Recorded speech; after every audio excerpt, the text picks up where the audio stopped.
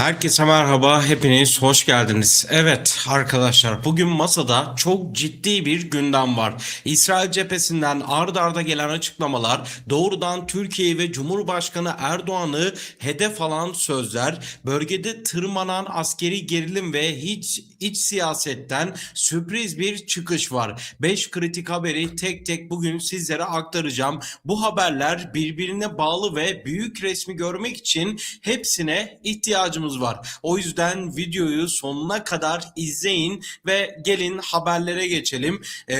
Özellikle İsrail haberinden başlamak istiyorum. Çünkü Netanyahu direkt olarak Cumhurbaşkanı Recep Tayyip Erdoğan'ı hedef aldı. İsrail Başbakanı Benjamin Netanyahu İran'a karşı savaşı sürdüreceğini açıkça ilan etti. Ancak dikkat çeken asıl kısım bu değildi. Netanyahu sosyal medya üzerinden yaptığı paylaşımda doğrudan Cumhurbaşkanı Erdoğan'ı hedef aldı. Hem de son derece ağır ifadelerle. Ne dedi peki? Aynen şunu dedi. Benim liderliğim altındaki İsrail, İran'ın terör rejimi ve onun vekilleriyle mücadeleye devam edecek. Oysa Erdoğan bu güçlere taviz veriyor ve kendi Kürt vatandaşlarını katlediyor. Burada durmak lazım. Bir ülkenin başbakanı başka bir ülkenin cumhurbaşkanını açıkça katliam yapmakla suçladı. Yani bu aslında diplomatik bir dilde son derece ağır bir ifade ve kriz yaratacak ifade. Normal şartlarda büyükelçilerin geri çağrılmasına, ciddi diplomatik krizlere yol açabilecek düzeyde bir açıklama. Üstelik bu açıklama rastgele bir zamanda gelmiyor ve İslamabad'da bildiğiniz üzere ABD ile İran arasında kritik müzakereler sürerken bu açıklama geldi.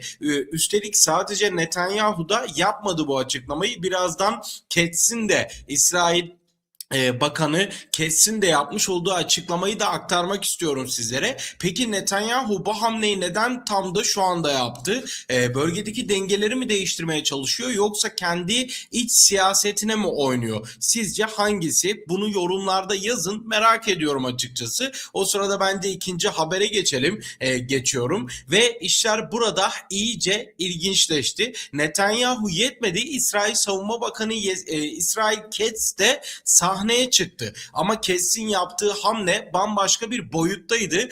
Ketz'e Ekrem İmamoğlu ve Kemal Kılıçdaroğlu'nu etiketledi arkadaşlar. Sosyal medyadan yaptığı paylaşımda eski CHP Genel Başkanı Kemal Kılıçdaroğlu'nu ve tutuklu İstanbul Büyükşehir Belediye Başkanı Ekrem İmamoğlu'nu ve Ankara Büyükşehir Belediye Başkanı Mansur Yavaş'ı tek tek etiketledi. Evet, yanlış duymadınız. Doğrudan Türkiye'nin muhalefet liderlerini hedef aldı ve bir ülkenin savunma bakanının bunu yapması aslında uluslararası ilişkilerde son derece nadir görülen ciddi bir diplomatik provokasyon da diyebiliriz tırnak içinde. Çünkü aniden işte duruyor. Bir gün içinde Katz açıklama yapıyor, Netanyahu açıklama yapıyor ve benzer açıklamalar yapılıyor. Erdoğan'ı kağıttan kaplan olarak nitelendirdi. İran'dan Türkiye topraklarına atılan füzelere tepki vermediğini iddia etti. İsrail'e yönelik yargılamaları göstermelik olarak tanımladı. Erdoğan'ı Müslüman kardeşler mensubu ve Kürtleri katleden biri olarak suçladı ve en çarpıcı ifade ise şu oldu. Erdoğan'ın oturup sessiz kalması ve susması daha iyi olur dedi.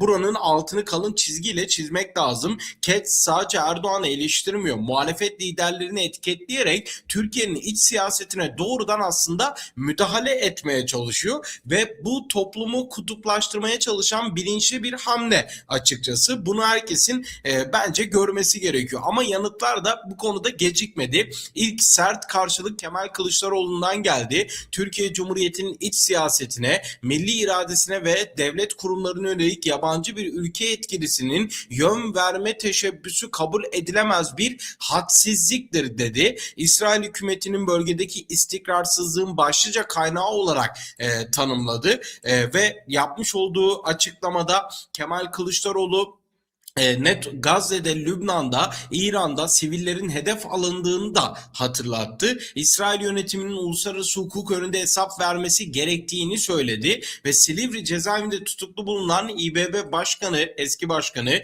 Ekrem İmamoğlu da cezaevinden yanıt verdi. Kısa ama son derece net. Sana daha önce söylemiştim.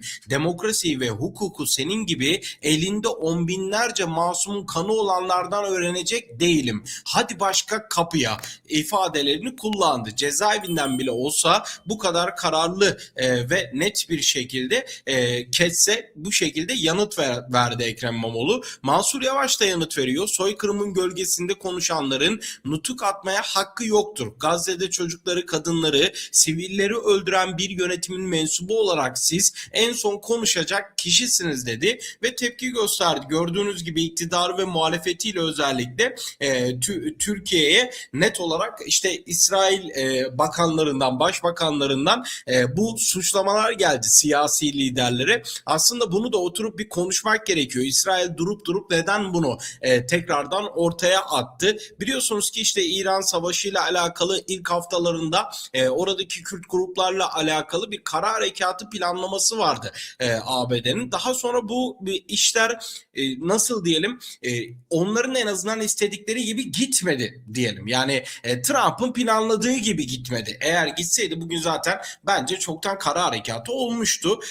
Daha sonra Trump çıktı ve dedi ki hayır dedi, işte Kürtlerin İran'a girmesini istemiyoruz ve İran'la savaşmasını da istemiyoruz şeklinde bir açıklama yaptı. Daha sonra tekrardan Kürtleri hedef aldı Trump. Bugün de gelinen noktada işte özellikle net bir şekilde İsrail Başbakanı Netanyahu'nun ya da İsrailli bakanların ülkedeki liderleri, net bir şekilde muhalefet liderleri de olmak üzere hedef alıp Kürtler üzerinden aslında bir siyasi provokasyon devşirmeye çalışıyor. Şimdi bunu söylediğimiz zaman belki çok başka yorumlar gelecek, tepkiler de gelecek, bunu biliyorum ama en azından bunu bu şekilde okumak bence çok zor olmamalı. Ben burada yaptığım bütün yayınlarda bunu dile getirmeye çalıştım ve son 2-3 yıldır özellikle bunu söylüyorum. Hiçbir şekilde İsrail'in yanında durulmaması gerektiğini de net bir şekilde ifade ediyorum. Çünkü bir yerde mazlum var ve mazlum kanı dökülüyorsa hiç kimse kusura bakmasın. Yani İsrail'in yaptığı hiçbir politikayı da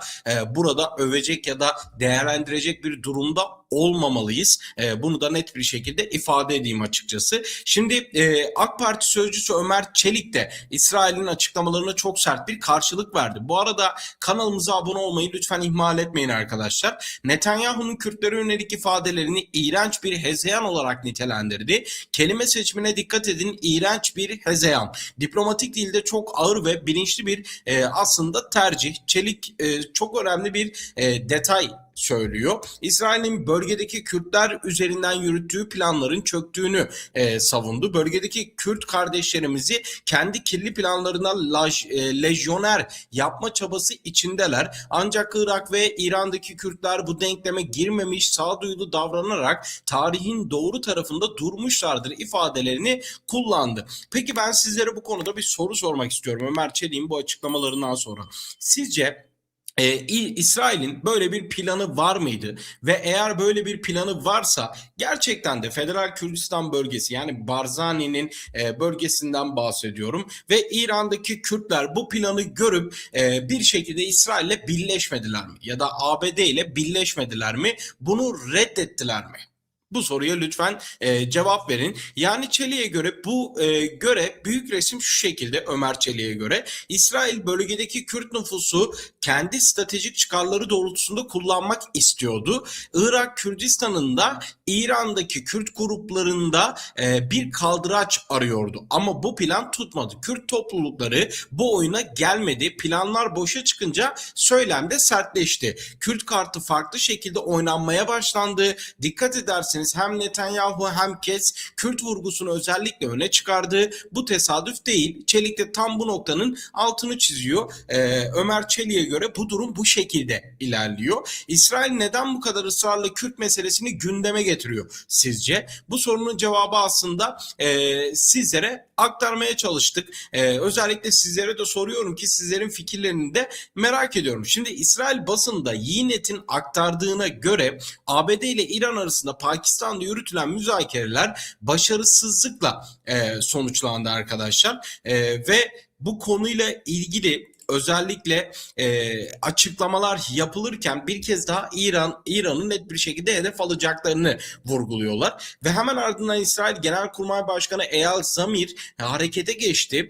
Askeri hazırlık seviyesini en üst düzeye çıkarma talimatı verdi. Ne anlama geliyor bu? Hedef bankaları genişletildi. Yani İran'da vurulacak potansiyel hedeflerin listesi büyütüldü. Hava kuvvetlerine kapsamlı ve yoğun bir saldırı serisi için tam hazırlık emri verildi. Pilotlar teyakkuzda, mühimmat hazır, planlar masada deniliyor haberde. İsrail olası bir İran operasyonu için fiilen hazırlığa geçmiş durumda. Şu ana kadar siyasi bir karar alınmış değil. Yetkililer bunu hazırlık ve caydırıcılık hamlesi olarak tanımlıyor. Ama ortada somut bir askeri mobilizasyon var. Hazırlık ile saldırı arasındaki mesafe bazen çok kısa olabiliyor. Şimdi diğer bir yandan bu talimatı, askeri boyutu da sizlere aktardıktan sonra iç siyasetle alakalı sürpriz bir açıklamayı sizlere aktarmak istiyorum. Mehmet Betiner bir açıklama yaptı. AK Parti eski milletvekili Mehmet Betiner, Selahattin Demirtaş'ın serbest bırakılması çağrısında bulundu.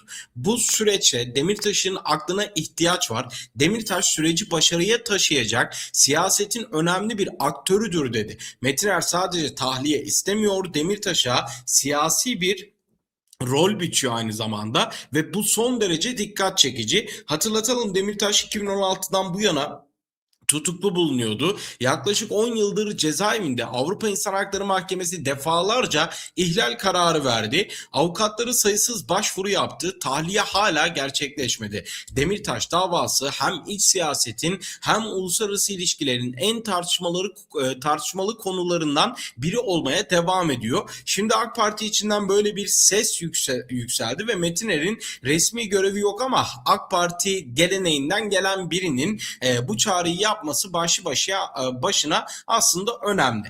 Buraya kadar tamam. Ne dedik? Bu çağrı için Mehmet Metiner doğru bir çağrı yaptık dedik. Değil mi? Şimdi de şunu söylüyorum. Bir de madalyonun diğer tarafını çeviriyorum. Ya arkadaş, bu insan 9 yıldır cezaevinde değil mi? 8-9 yılı oldu herhalde. 8-9 yıldır hatta 10 yılı oldu. 2016'da cezaevine girdi diye hatırlıyorum. Biliyorum. 10 yılı oldu. Ve bu insan 10 yıldır siyasi sebeplerden dolayı eğer cezaevindeyse, eğer gerçekten de işte 40 küsür yıl bu insana ceza verilmiş ve siz de bir AK Partili milletvekili olarak bu insanın suçsuz olduğunu düşünüyorsanız, siyaseten cezaevinde olduğunu düşünüp bu çağrıyı yapıyorsanız 10 yıldır neredeydiniz? O zaman insanlar da bu soruyu sorar. O yüzden samimi bulunmuyorsunuz. Zaten bütün mesele bu. Başka bir şey değil. Madem işte tahliye talebi yapıyorsunuz, çağrısında buluyorsunuz, Selahattin Demirtaş'ın serbest bırakılmasını istiyorsunuz. 10 yıldır bunları niye söylemiyordunuz ki? Bundan 2 yıl önce işte bu süreç daha ortada yokken neler dediklerinizi bir hatırlayalım mı ya? AK Partili Mehmet Metiner neler söylüyordu, hatırlıyor musunuz? Bu ülkede Kürt sorunu diye bir şey kalmamıştır. Tamamen işte çözülmüştür. Bazı kendini bilmez işte Kürtler bilmem ne gibi ifadeler kullanıp o Kürtler bizden farklıdır, onların başka talepleri vardır gibisinden açıklamalar yapıyordu Mehmet Metiner. Ama bugün bu çözüm süreci başladı, artık çözüm ismini daha koyamadılar.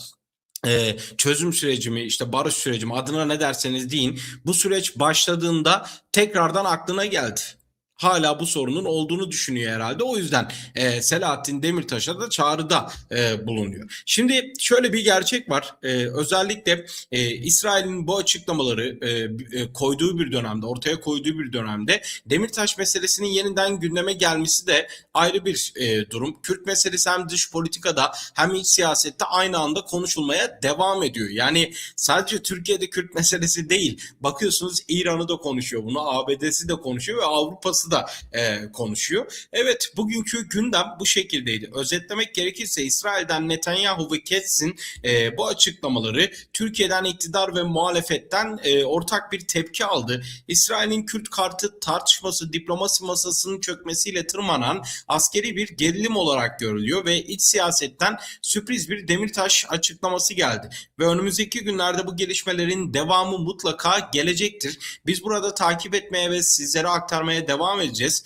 Bu videoyu beğenin lütfen. Kanalıma abone olun ve yorumlarınızı bekliyorum. İsrail'in asıl amacı nedir? İran'a saldırı gerçekleşir mi? Demirtaş tahliye edilmeli mi? Hepsini yorumlarda tartışalım. Yorum kısmında bütün yorumlarınızı okuyorum. Bildirim zilini açmayı unutmayın. Bir sonraki videoda görüşmek dileğiyle. Hoşça kalın.